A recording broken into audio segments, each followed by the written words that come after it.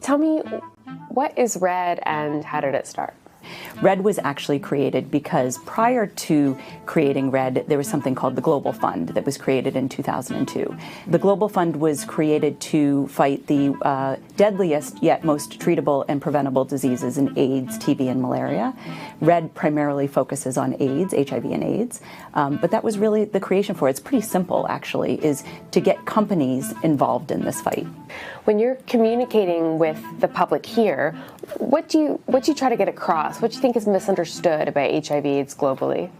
I think there's a couple of things that are misunderstood. One is the progress that we've made.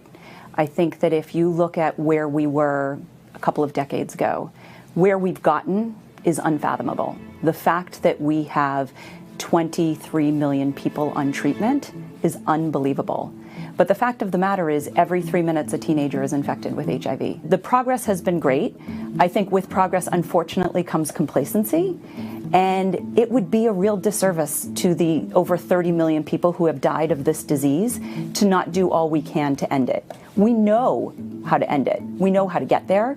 We just need the power and the will and the resources to do it. What communities globally are most at risk, most in need of help? Well, I think there's certainly marginalized communities that are, certainly not the ones that we always talk about. So female sex workers, injecting drug users. But I think for us, what we're extremely focused on is young girls and women in sub-Saharan Africa.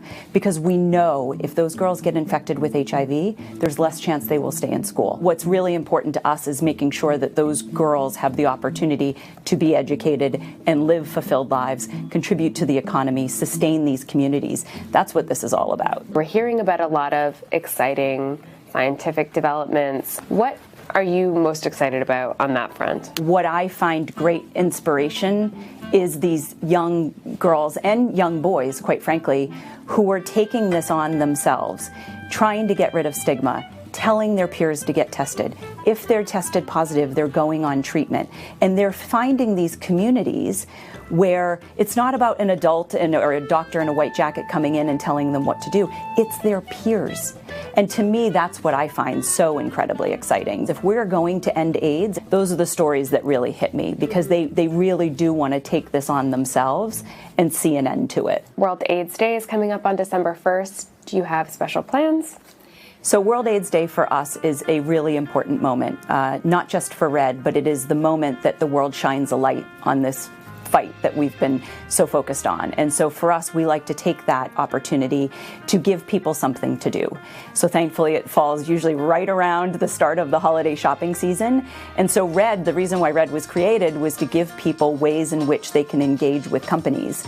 And so whether that's going out and shopping RED, we have a store on Amazon. If you go to amazon.com/RED, you can also use Apple Pay. And every time you do on apple.com or in an Apple store, they'll generate $1 for the AIDS fight.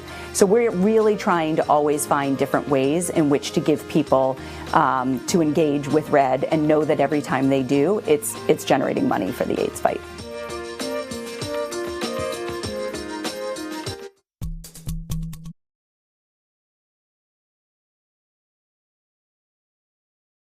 Hey, NBC News viewers, thanks for checking out our YouTube channel. Subscribe by clicking on that button down here.